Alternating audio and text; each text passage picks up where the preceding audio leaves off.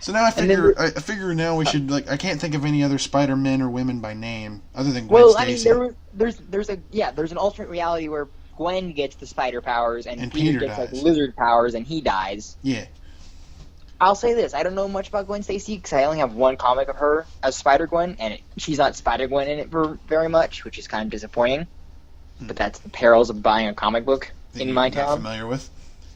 Well, it's also no, it's just that when you buy them, they come in like plastic packaging. Yeah, so you can't read them until you buy them. Yeah, Yeah. which is a pain in the. Anyway, I like her costume. Like I think it's cool that she's got like a hood, Yeah, that looks cool. and I like her color scheme that it's like mostly white But pink too.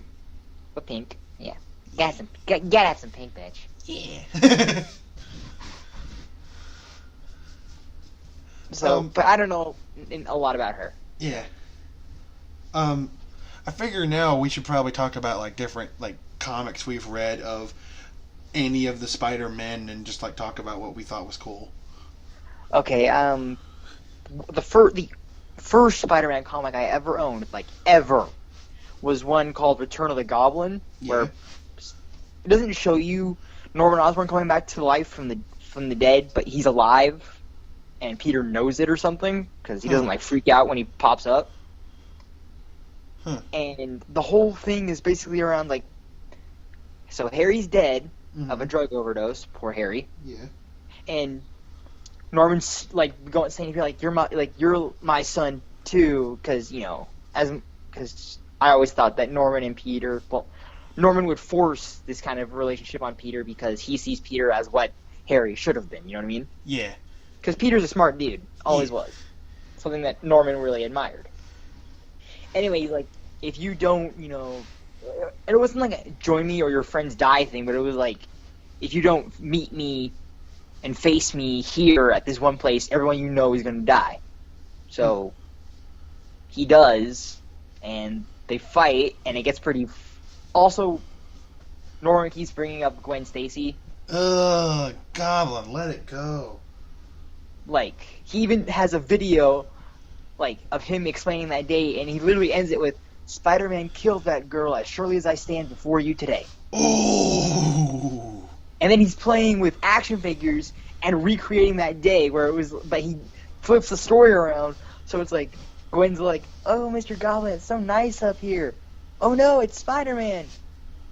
And Oh then my gosh, he Goblin. falls. So he makes the Gwen doll fall and her head falls off. Goblin! And then he goes, oops. And then Spider-Man's like, you sick clown. And he tackles the dude. And they start having that fight, and for some reason, after this fight, they're catching their breath, like, and they just start chatting. What? Peter tells them about this reoccurring dream he's had, where like he sees a plane crash and he knows Mary Jane is on it, but when he goes to check, it's not Mary Jane but Gwen. Oh man. Yeah, but then Goblin's all like, I wasn't always going to go by the Green Goblin. I was considering calling myself Mr. Coffee. God, can you imagine what that would have been like?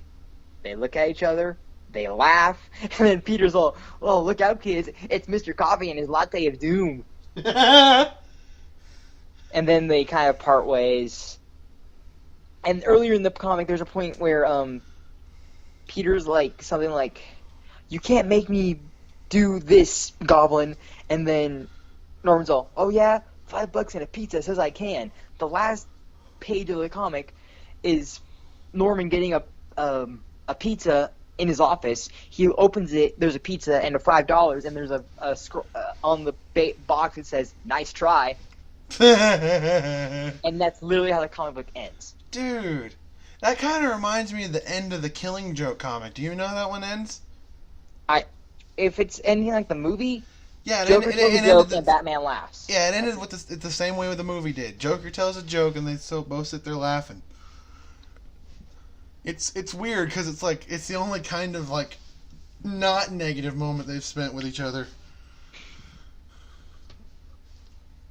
I think that's kind of cool when that happens in a weird way. In a weird way. I mean, because the last Spider-Man comic I read that had Norman in it, he was a cold-blooded bastard. Ooh, from what you've shown me, it got crazy. Yeah, and by the way, this is a more recent story for all of you who don't know. Okay, Goblin was presumed not dead, but I think missing, from what I could gather from the comic. And then he kidnaps somebody who you don't see at first, and he's questioning them about where Spider-Man is, who he could possibly be. And they slip up. They say, "You've done horrible things to that guy. You've tortured him. You've maimed him. You threw his girl off a bridge. He's gonna stop you." And he's like, "Threw his girl off a bridge? It's Peter Parker." And then he says, "Thank you, Jameson." And Jameson's got has a face of like, "Oh, shit." Wait, hang on. You mean Jonah Jameson? Yeah, Jonah, not John. Wait. How the hell did Jameson know that? That I don't know. Something happened in the previous comics that like him and Spidey are like kind of not really tight, but like they kind of like are not totally at each other's throats anymore. Yeah, basically. And I mean, and Peter doesn't work for the Bugle anymore, or at least I don't think so. It doesn't look like he was in the Bugle. Because I remember in one of the issues of the comic, they have like a communication set up where they can like meet, like video chat. And that's how like Peter found out that he told him like Peter, I kind of made a mistake.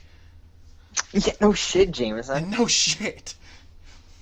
And after he tells him what he did, Peter doesn't say a word. He just ends the video chat. Silent treatment. Ouch. And so Norman comes back as the Goblin, and he knows who Spider-Man is now, and he goes to Peter Parker saying, "Petey, go get your friend Spider-Man so we can play."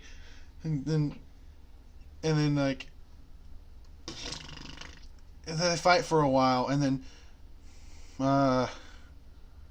I'm pretty sure he stabbed Goblin through the chest. I'm pretty sure that's what happened.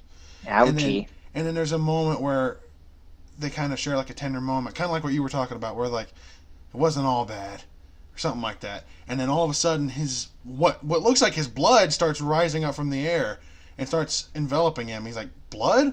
No, wait!" And then it's the Carnage symbiote. It overtakes him, and he turns into the Red Goblin. Oof. It's weird, man, because I think that stuff was in his blood. Well, that's how the Carnage symbiote usually, it enters through the bloodstream. That's how it got into Cletus Cassidy. That's true. And it was crazy because he started doing all this horrible stuff that Green Goblin would never do. He started infecting people with that stuff and threatening to have that stuff hit their brainstem so that way it'd be total instant death. And then Harry Osborn and Liz Allen have a kid named Normie Osborn. Aww. Norman kidnaps that kid and turns him into Red Goblin Jr. Oh dear. That looks like a little red demon if I'd ever seen one. Like that Norman Osborn is a cold-hearted bastard. And then yeah, at least in my comic he was sort of chill. Yeah. And then it was funny is Harry gets on his own goblin from when he was the Goblin and impales Norman, and Norman goes, "Not again." For like the third time. Yeah, and then Spidey and him fight for a little bit more, and then Flash Thompson comes in, who's Agent Anti-Venom, who, if anyone doesn't know, the Anti-Venom symbiote heals. And it burns the Carnage symbiote on contact. Owie. And unfortunately, Flash didn't make it. And his last words, he called Spider-Man his hero. Aww. And he knows it's Peter Parker, too. It's so sad. And I actually liked how at Flash's funeral they kind of made a callback to the original comic. Because in the original comic, the first panel even, Flash looks over at Spider-Man. They're talking about like some sort of dance they're having. And somebody says, "What about Parker?" And he's like, "Parker, he wouldn't know a cha-cha from a waltz." And then at Flash's funeral, Peter gives a eulogy and says, "He was quite a guy. He knew a cha-cha from a waltz." It was like, oh, I never thought I'd feel such feels for a relationship that seemed so hostile at first. Yeah. And then eventually the symbiote exited Norman Osborn, and then it was just him and Spider-Man, mano a mano. Of course, Spider-Man won. Of course. It was real funny though, because something really funny happened when Norman got locked up.